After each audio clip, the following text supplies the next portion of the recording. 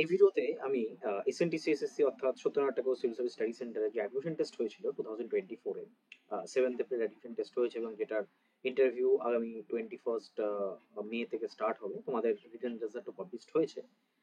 সেটার কি কি কোশ্চেন এসেছিল এবং অনেকেরই একটা ডাউট রয়েছে মনে, বিকজ এসে এমন একটা টপিক বা ডেসক্রিপটিভ টপিক যে কোশ্চেনগুলো আমাদের এসেছিল কোনো কোশ্চেনই আমাদের কাছে নেই, বিকজ কোশ্চেন কাম অ্যান্সার বুকলেটে আমাদের পরীক্ষাটা হয়েছিল এবং কোশ্চেনটা তারা নিয়ে গেছিল। এখন অব্দি অথরিটি কিন্তু কোশ্চেন ওয়েবসাইটে আপলোড করেনি। তো আমি এই ভিডিওর মাধ্যমে তোমাদের অলমোস্ট 80% 90% অফ দ্য কোশ্চেন এবং ডেসক্রিপটিভ এবং শর্ট এসে কোশ্চেনের অলমোস্ট সব কোশ্চেনগুলো আমি তোমাদের কিন্তু তুলে ধরার চেষ্টা করছি, বিভিন্ন সোর্সেস থেকে আমি কালেক্ট করে তোমাদের সামনে কিন্তু তুলে ধরার চেষ্টা করছি। এবং আরেকটা ইম্পর্টেন্ট জিনিস, টোটাল 657 স্টুডেন্টকে কিন্তু ইন্টারভিউর জন্য ডাকা হয়েছে এবং তার সাথে সাথে এটা খুবই ভালো বিষয় যে আমার যে ক্র্যাশ কোর্স ছিল সেই ক্র্যাশ কোর্সের থেকে অলমোস্ট 99 স্টুডেন্টের মধ্যে থেকে অলমোস্ট 40+ স্টুডেন্ট কিন্তু বিভিন্ন ব্যাচেস থেকে রিটেন টেস্ট পাস করেছে এসএনটিসি এসএসসি অ্যাডমিশন টেস্ট 2024 এর। আচ্ছা, কথা না বাড়িয়ে এক এক করে কোয়েশ্চেনগুলোতে আমি চলে যাই।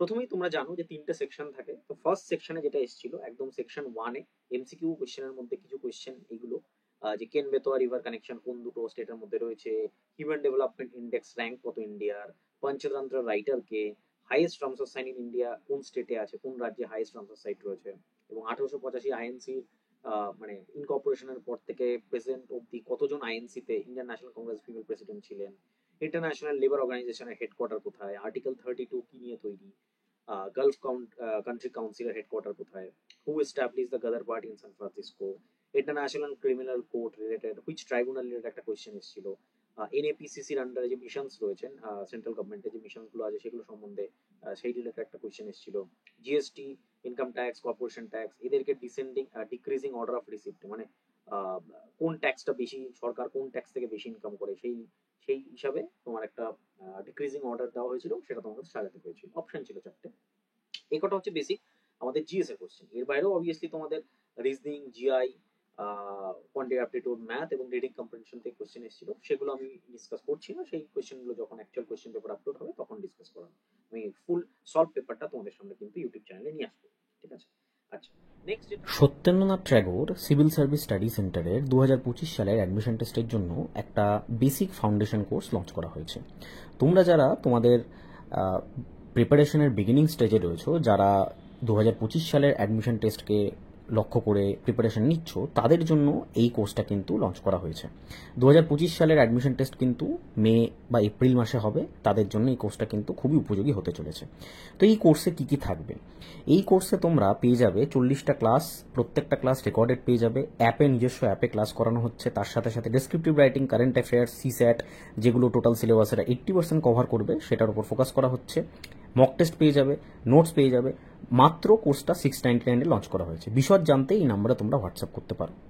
ঠিক আছে। আচ্ছা, নেক্সট যেটা সেটা হচ্ছে যে ডেসক্রিপটিভ কোশ্চেন। ডেসক্রিপটিভ কোশ্চেনে যেটা রয়েছে, ডেসক্রিপটিভ কোশ্চেন সেকশন বি তে ছিল, কিছু ডেসক্রিপটিভ কোশ্চেন এসেছিল এবং কিছু শর্ট এসে টাইপ কোশ্চেন ছিল। তো ডেসক্রিপটিভ কোশ্চেনের মধ্যে কয়েকটা কোশ্চেন আমি জোগাড় করেছি, যেরকম 3 জেনারেশন অ্যান্ড 3 আইডিওলজিস। এই কোশ্চেনটা সবার একটু প্রবলেম হয়েছে এই কোশ্চেনটাকে বুঝতে। এই কোশ্চেনটা যেটা বলা হয়েছে যে 3 generation 3 ideologies, grand parents Gandhism, parents crypto Marxism and we are the generation witnessing the wealth difference in Jamnagar. That means আমাদের 3টে জেনারেশনকে এখানে ডিভাইড করা হয়েছে। একটা গ্র্যান্ড প্যারেন্টস যারা গান্ধিয়ান ফিলোসফি এবং গান্ধীজম নিয়ে মোটামুটি তারা স্বাধীনতা দেখেছেন এবং গান্ধিয়ান প্রিন্সিপাল দিয়ে আমাদের কান্ট্রি তৈরি হয়েছে কিছুটা ক্ষেত্রে, সেই জিনিসটা তারা দেখেছেন এবং ইন সোসাইটিতে বিভিন্ন ক্ষেত্রে বিভিন্ন অ্যাসপেক্ট অফ সোসাইটি বিভিন্ন ডোমেইনে তারা গান্ধীজমকে ফিল করেছেন। একটা টাইমে গান্ধী সর্বসর্বা ছিলেন। আফটার মানে ইন্ডিপেন্ডেন্সের 20-30 ইয়ার্স অব্দি কিন্তু গান্ধীজিকেই সবাই চিনতেন এবং তার আইডিওলজি কিন্তু মেনে চলতেন, অনেকেই ছিলেন। আমাদের যে প্যারেন্টস তারা ক্রিপ্টো মার্কসিজম দেখেছেন, অর্থাৎ মার্কসিস্ট ভাবধারা। বিশেষ করে ওয়েস্ট বেঙ্গলে তুমি যদি দেখো, ওয়েস্ট বেঙ্গলে 1977 থেকে 2011 অব্দি কিন্তু আমাদের লেফটিস্ট গভর্নমেন্ট ছিল বা মার্কসিস্ট গভর্নমেন্ট ছিল, যারা কিন্তু ওয়েস্ট বেঙ্গলকে কন্ট্রোল করেছে। তো এই ক্রিপ্টো মার্কসিজম এবং তারা কিভাবে ওয়েস্ট বেঙ্গলের overall socio political scenario change করেছে, এই রিলেটেড কিন্তু কনসেপ্ট আমাদের প্যারেন্টসরা দেখেছেন। বিকজ আমাদের মোস্ট অফ দ্য প্যারেন্টস কিন্তু এই রেঞ্জেই, আমাদের যে প্যারেন্টস রয়েছেন তারা কিন্তু এই মোটামুটি এই টাইমটাতেই কিন্তু তারা নিজেদের মানে টাইম বিংটা কাটিয়েছিলেন বা তারা কিন্তু এই টাইমটাকে ফলো আপ করেছেন এবং এটাকে কিন্তু ভালোভাবে তারা ফেস করেছেন। ঠিক আছে, এই টাইম পিরিয়ডটাকে। আমরা যেটা দেখছি সেটা হচ্ছে উইটনেসিং ওয়েলথ ডিফারেন্সেস। মানে কি, জামনগর, জামনগরে কারা রয়েছে? জামনগরে রয়েছে মূলত Adani and of course we have Ambani.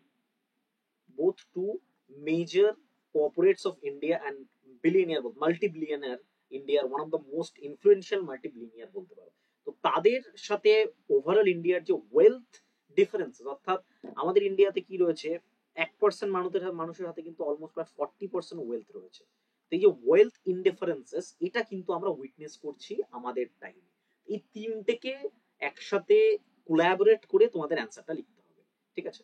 মানে ক্রোনোলজিক্যালি তোমাদের লিখতে হবে। এটা একটা ইসে টাইপ কোশ্চেন কিন্তু দেওয়া হয়েছে। That's a very important question. হয়তো অনেকে অ্যাটেম্প করেছো, যারা অ্যাটেম্প করেছো তারা যদি এইভাবে অ্যাটেম্প করে না থাকো, তাহলে কিন্তু তোমাদের এই কোশ্চেনটা তোমরা মার্কস সেরকম ভাবে পাওনি, ঠিক আছে? নেক্সট যে কোশ্চেন গুলো ছিল শর্ট এসে টাইপ কোশ্চেনে, ইন্ডিয়ান ডায়াসপোরা, অর্থাৎ ইন্ডিয়ান যে পিপল যারা পৃথিবীর বিভিন্ন দেশে ছড়িয়ে আছে, আমরা ভালো করে জানি ইন্ডিয়ান ডায়াসপোরা ওয়ার্ল্ডের মধ্যে সব থেকে বিগেস্ট ডায়াসপোরা।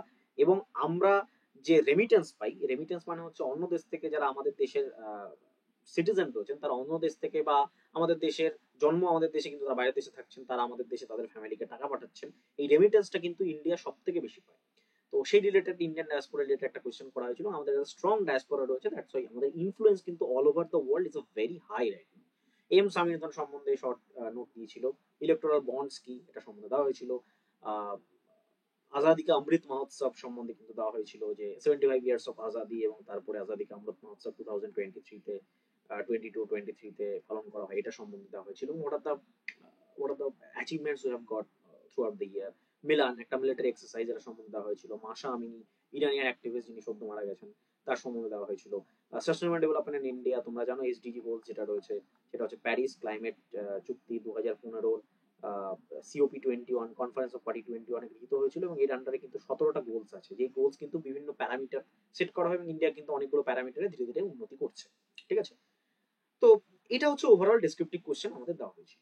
এবার আমি চলে আসি এসএ সেকশনে। এসএ সেকশনে কি ছিল সব থেকে ইম্পর্টেন্ট সেকশন, 4টে এসে দেওয়া হয়েছিল, যে কোনো একটা লিখতে হয়েছিল। এবং এসের যে মার্কস রয়েছে 50 মার্কস, এটা কিন্তু তোমাদের ইন্টারভিউ মার্কস ইন্টারভিউ হয়ে যাওয়ার পর কিন্তু এসে এর মার্কস তোমাদের ইন্টারভিউর সাথে অ্যাড হবে।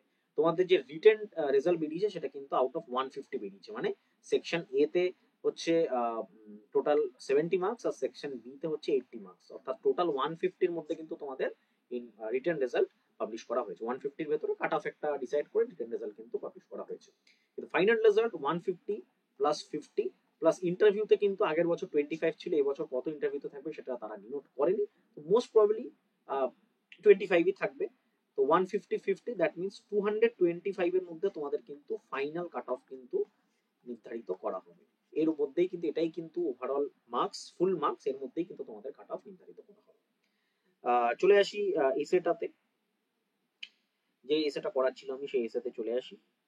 এসেতে কি রয়েছে, bias media is a real threat to Indian democracy. Bias media means হচ্ছে আমরা এখন দেখতে পাচ্ছি যে মিডিয়া কিন্তু একটা স্পেসিফিক পার্টি বা একটা স্পেসিফিক আইডিওলজির দিকে ঝুঁকে যাচ্ছে। তো সেটা কিন্তু ইন্ডিয়ান ডেমোক্রেসির ক্ষেত্রে খুব threat. Power attracts the worst and the corrupt the best. তো এটা নিয়ে আমি পরে ডিসকাস করবো, এসে নিয়ে তোমাদের পরে ডিসকাস করবো, জাস্ট এসে গুলো একটু দেখে রাখো। Power attracts the worst and corrupt the best. এটা কিন্তু খুব একটা common conception, because corruption is a huge problem for Indian democracy as well as Indian administration. Killing under clock of war is nothing but act of murder. মানে যদি কোনো জায়গায় war হয়, এটা কিন্তু রাশিয়া ইউক্রেন ওয়ার এর কিন্তু বেসিসে কিন্তু এটাকে বলা হয়েছে। প্লাস এটার মধ্যে তুমি আরো কম্বিনেশন অ্যাড করতে পারো। মানে কোথাও একটা যুদ্ধ বেঁধেছে এবং সেই যুদ্ধের আন্ডারে বিভিন্ন কজ দেখিয়ে কাউকে মেরে ফেলা, কোনো পলিটিক্যাল পার্টির লিডার বা কোনো একটা কান্ট্রির ওভারঅল সিস্টেমটাকে ডেমলিশ করে দেওয়া কিন্তু is an act of murder. We are the possible in the world full of impossibilities. মানে আমাদের যে পোটেনশিয়াল রয়েছে, আমরা পসিবলস ইম্পসিবিলিটির মধ্যে, এবং আমাদের কিন্তু অনেক সময় কি এই পোটেনশিয়ালটা আমাদের পজিটিভ ইম্প্যাক্ট ফেলে, কোনো সময় কিন্তু আমাদের পোটেনশিয়ালটা নেগেটিভ ইম্প্যাক্ট ফেলে। তো উই আর দ্য ইম্পসিবল, মানে চারিদিকে পসিবিলিটি ঘুরে বেড়াচ্ছে, তুমি হচ্ছে ইম্পসিবল, না তুমি ভাবছো দূর আমার দ্বারা কিছু হবে না। সেই ক্ষেত্রে কিন্তু এই কমন কনসেপ্ট ইউজ করা হয়। চারিদিকে ধরো ইম্পসিবিলিটি, সবাই বলছে তোর দ্বারা কিছু হবে না, কিন্তু তুমি মনে করছো যে I will be able to lift my position, I can do anything, nothing is impossible in front of me. এই ধরনের মাইন্ডসেট কিন্তু নিয়ে এই এসেটা কিন্তু কিছুটা ফিলোসফিক্যাল এসে ছিল। তো this are all the question that you will be having you had in the SNT CSC admission test. আশা করি তোমাদের উপকার হলো। টোটাল কোয়েশ্চেন গুলো একটু লিখে রাখবে, এবং এটার যে পিডিএফ রয়েছে এটা কিন্তু টেলিগ্রাম গ্রুপে পেয়ে যাবে। তো টেলিগ্রাম গ্রুপের লিংক তোমরা ডেসক্রিপশন বক্সে পেয়ে যাবে। Thank you. অ্যান্ড চ্যানেলটা অবশ্যই সাবস্ক্রাইব করে রাখো, এবং যারা চ্যানেলে যুক্ত হয়নি এখন অবধি কিন্তু তারা যুক্ত হয়ে যাবে। ধন্যবাদ। Satyendranath Tagore civil service study সেন্টারের 2025 সালের অ্যাডমিশন টেস্টের জন্য একটা বেসিক ফাউন্ডেশন কোর্স লঞ্চ করা হয়েছে।